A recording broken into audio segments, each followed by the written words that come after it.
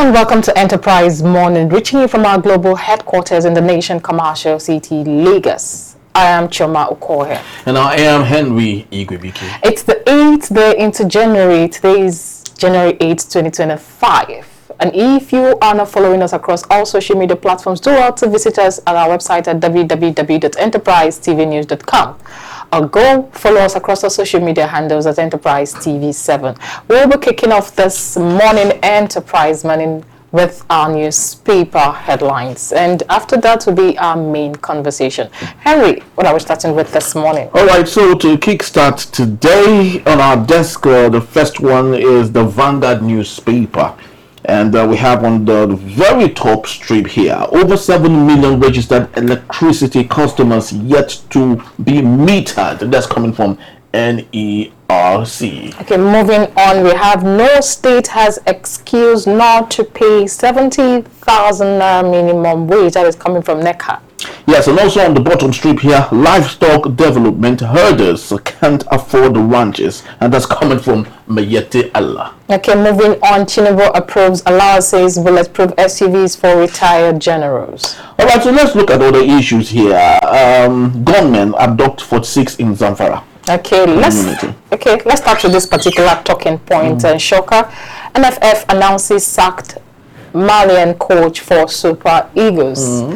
Is this a welcome development? Looking at how Nigerians have been buzzing over the internet, do we have to settle for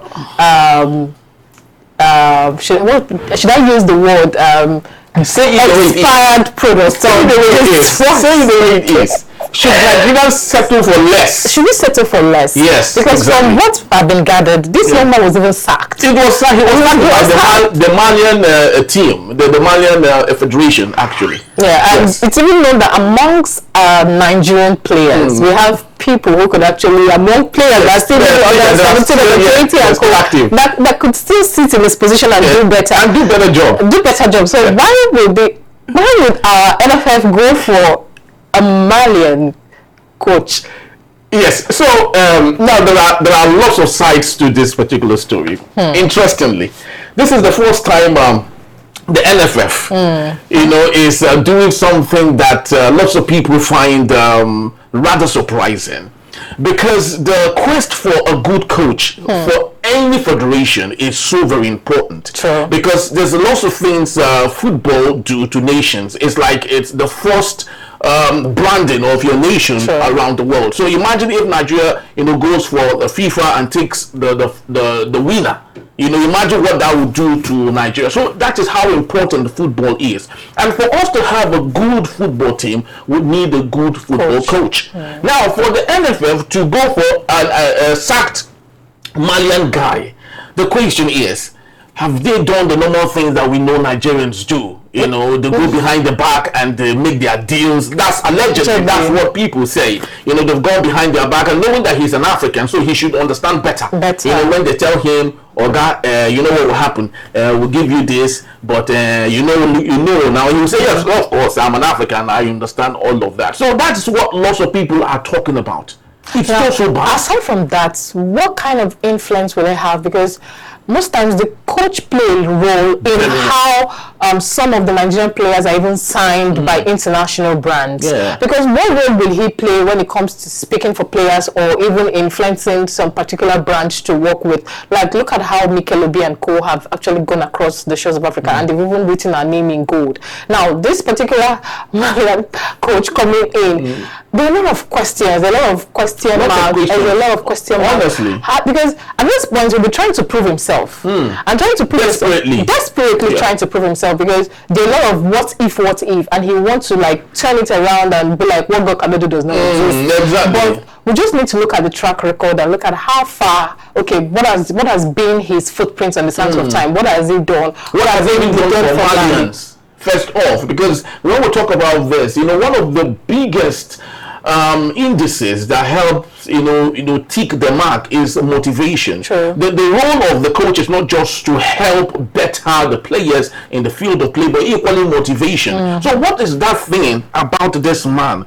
that is good enough as a motivation for players? Imagine the likes of Osimhen, Ekon, all these these big superstars that are known internationally, True. you know, looking up to this man, like what they'll be asking themselves, what am I looking up to this man for? And let me, I'm not trying to be a prophet of doom here, but I am beginning to sense what will happen in the future. There'll be lots of disrespect for this man, because lots of the players will be like, come on, I can pay this man literally. True. Like an Osimhen can pay him his salary. Now there was a little content I saw where they asked some of these players who is the biggest person you have on your contract list, and some of them were calling names like Drogba and co. Imagine amongst them alone, they already have this influence. They have these people they look up to, that they have their content, and they can actually reach out to them maybe for one or two advice. Because that's the truth.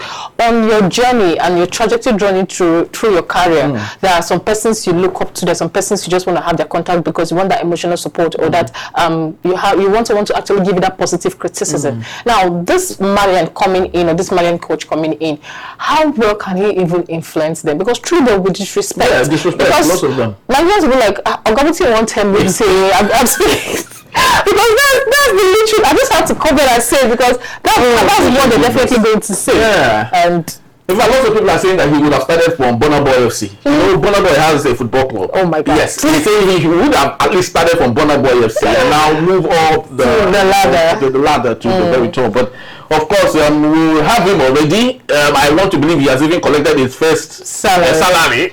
You know, so this is where the corruption of our leaders come in, because now they're jeopardizing the future of young, talented football players. You can't want to, because of the money that's you pocket the life and the destinies of many young people that are even looking at. It is disheartening. I think maybe the federal government should put their hands off the football team, just the same way they are not in charge of the entertainment industry. And no, the always, you know, FIFA has a way of it has made it such that federations are autonomous. Right, so the government has no say. So that's why most times the government just look the other way, whatever it is that they want to do. But of course, it still boils down on the generality of Nigerians with respect to quality and all. So that's what we have for the NFF and the new Malian coach. Now let's take a look at this other issue. Very, so important, Choma. How lack of power, water, Japa. Just to let you know, Japa has been included into the Oxford Dictionary. Yeah, Japa, Agbero, Eba. You know, they've just been included into the dictionary. It's a good thing. Truth be told, there's this influence we have around the world, but we don't know how powerful we are as Nigerians. Most Americans, the whites, be it Spanish and co, they now use whatever we have as our culture, even our food, as ways to create content. They even go out and say, join me as I go eat amala, as I go eat egusi. And the way they try the fufu. And they do content about it. Most of our Nigerian ladies that got married to white men, they are now putting out content. They're making content on how to do you know white men that wants to marry our Nigerian ladies? So I'm not surprised that we now have it in our Oxford Dictionary, because we've actually influenced it very well. We talked about the content of the 3 white brothers that came into Nigeria, and they set up Oshodi markets in the UK where they sell okra. The same way they portion it, the same way they portion it on the street, they point at it, now they are replicating it, and they're doing it unashamed, like they're just so unapologetic about it. But we want to go there, want to do the white collar job. Meanwhile, we could actually do bring up our culture, heritage, and all over the world. Be proud about it. You know, so that is just it. So Japan has been included into the Oxford Dictionary, so we're so proud of that. It's an achievement for us. So how lack of power, water, Japan degrades the health sector, and also exodus, shortage of healthcare workers persist. Healthcare system faces challenges in service delivery due to accountability issues and so many other rider to that particular story. So what's your take? This one is lack of funds for healthcare remains big problem. Now, it's not lack of funds for healthcare, because we have the funds in the country. It is the transparent disbursements and acknowledgement and respect for our healthcare practitioners that we lack. Are you sure? So what do you think is the motivating factor for healthcare practitioners leaving the shores of the country? Now, is it because the government is not, padding them on their back? Don't think it's because of money. It's because of what I'm saying. We don't lack the money. We don't lack the money. We don't lack the money in the country. Okay. We don't lack the money in our country, Nigeria. Okay, okay, look at the current money and the allowances he's giving to retired generals, and he has sparked reactions from even the dental association and the medical doctors because they're like, it's too much. Yeah, $20,000 for healthcare. For just healthcare, and they would even have chefs and some people that will retire with and co. Now, what of those who are sitting in the forefront and making sure that the citizens and those who are having health conditions are well treated? You know what I say, that they are not giving them that respect and they're not disbursing the fund. There's no transparency. The truth is, yes, the money might not be enough. They're actually pumping into the health sector, but those who are in the hem of affairs in how the money should be disbursed are not even giving the practitioners the money that is due them. You know, but the truth of the matter is, you know, I always say this anytime I have the opportunity. The ostrich has a way of there's this behavior the ostrich has. You know, it likes to, whenever it's being chased or it sees something that he is ashamed of, it has a way of hiding its head on the sand, or under the sand, you know, not knowing that the whole entire body, which is 90% of itself, it's outside and vulnerable. That's how some of our leaders behave. They come to us and tell us that they are the best to serve the country. They tell us how patriotic we should be and teach us how patriotism every citizen should look. But at the same time, they would be the first persons to want to run to the UK or France to go check their blood pressure. You know, and little wonder you ask yourself, why do you think our healthcare practitioners would want to remain in a country where what they make in a month is not close to what they make in a day if they were in other parts of the world? So it's so disturbing, you know, but the truth of the matter is, it boils down to our common, you know, citizens who, most of them die as a result of maternal mortality, child mortality. There are countries in the world that the last time they experienced mortality, either mother or child, is like 30 years ago. They've overcome everything that would lead to a mother dying in the process of childbirth. So I do not know how, you know, I don't even know who our Minister of Health is. That is how bad it is. That is how bad it is. Yeah, it's really bad. And lack of power, water, jackpot degrees, that is not just it, because these are just, should I say, they're the secondary, not really the primary, these things that are actually listed here. Because, yes, even though the health practitioners will want to work, do we have good light supply? Facility. Yeah, we don't have good facility. Okay, they're still talking about light and water. What about the right laboratory equipment that are supposed to be in the hospital to aid them work seamlessly? You know, see, that's why for me I go against when the president said that the subsidy, you know, that subsidy must be removed. There are areas in our system that we should still maintain subsidy. You know, University of Ibadan, for example, they said that they will be running half shift sometimes because of they can't afford the PHCN, you know, bills. That most times it runs in hundreds of millions. And we're talking about, if the duty of the government is welfare and security to the people, then why wouldn't we have subsidy for at least our healthcare facilities? You understand? You know, all those money our leaders take. Can't they just, okay, let us just put this money on the healthcare system, have light. They should be on band A, like, constantly. You know, so I do not know. I don't know, really. You know, if our leaders should go through, you know, training again. No, they don't. No, it's one thing for you. That's what they say. It's one thing for you to go through schools, another thing for the schools to go through you. For 3 means, okay, what of the COP27 and co they go for? When they sit down with other country presidents and leaders and they hear them talk, can't they just pinch themselves and say, am I okay? Is something really, am I intact? Is my mental state normal? These are some questions they need to ask themselves, because when they go out, or do they go out to sound like sounding cymbals out there and come in here and it's a very big situation here. Yeah, it is. Yes. Okay, we have other stories. How corruption allegation led to suspension of local government chairman. That is coming from Okwevolo. And we have government abducts 46 in Zamfara community, and you find other stories when you grab the Vanguard. Yes, interestingly, you know, see the picture there of Bola Tinubu and his very good old friend Olusegun Obasanjo. You know, these guys are like a cat and mouse. You know, so they always find a way of meeting one another. Should we say they're cat and mouse in print? Then no, really, they are actually cat and mouse in reality. You know, because the reason why they are actually having a handshake here is because they want to, you know, maintain that that status quo, that public image of yes, we are good people and we shouldn't fight. Okay. But all the same is one big issue actually.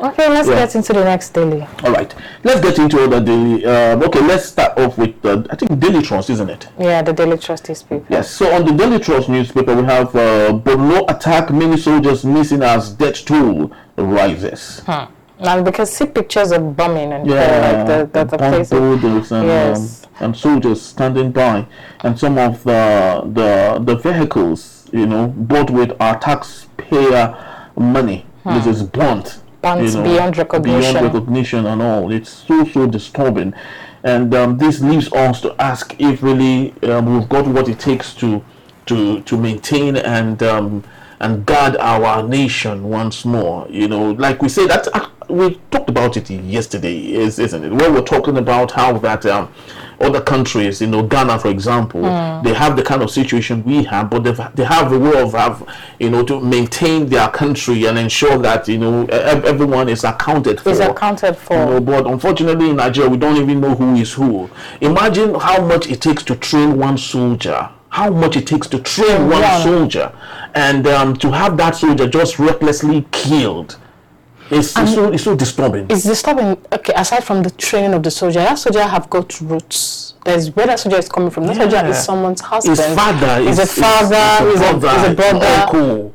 So the persons that are actually relying on that soldier, maybe for maybe one course meal. Yeah. We never can tell, but the soldier is gone, and all of a sudden the wife is now a forced widow. She never planned it. But all of a sudden now the child would be fatherless, and with all the importance of a father figure in the life of every child. And it's true. I know this is hard truth. Of course, as media professionals, it's very important that we balance whatever it is that we want to say. But sometimes you try to, maintain emotion, but this emotion in you is brewing every time. And I ask myself, how would I feel if a relative desires to join the Nigerian military? Would I really ask him? Would I really give him the blessings? These are some of the things. As much as I would love to be patriotic, as much as I can, but sometimes I ask myself, is it really worth it? But of course, we pray for the Nigerian military and those still serving. And pray that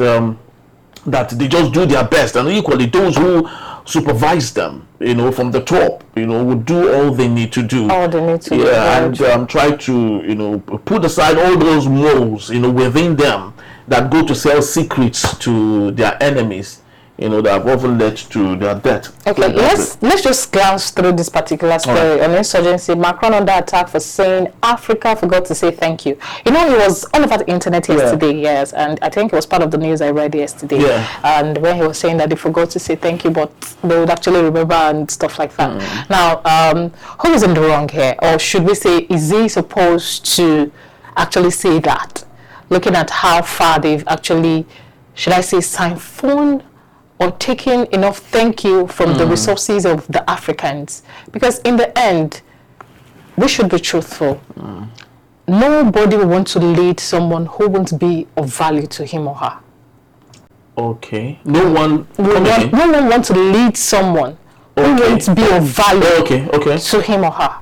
Okay. Do you understand? Yeah. Because Macron, they actually, they were around Burkina Faso and co for a while. Because, there was something about them that made them want to continuously lead them. Definitely. This is what it's just a carryover from where we had left on the importance of having good leadership in a country. When you have leaders who understand that their desire and their interest and their responsibility is service to their country and service to one citizen, because when you serve one citizen, it means that you have the opportunity of serving all the persons. So it is a situation where we don't have the right people in the right place. Let's take a very good example. Paul Kagame in Rwanda, for example. French equally colonized Rwanda. But Paul Kagame came up and said, hey, no, it's no more the way it should be. And he did all that he was supposed to do. Expelled France from Rwanda. And he even made sure that French, that was like the lingua franca of Rwanda was changed to English. You know, so that is what we mean when we talk about the responsibility of leaders who truly do put their people first. Yeah. So I don't actually blame Macron, you know, for saying all of that, because of course he has had puppets, you know, as leaders, you know, he has put together. Okay. There. I want to say a very big thank you, because this is where we'll draw the curtain. We do not want to actually talk more, but looking at our time, we have to call it a wrap at this point. All right, but of course, we'll be here with our main conversation when we return. Top 10 investors fighting grip on NGX, sparking new listing interest. That is what we'll be talking about on our main conversation. The Still Enterprise Morning. Please don't go anywhere. Don't go anywhere.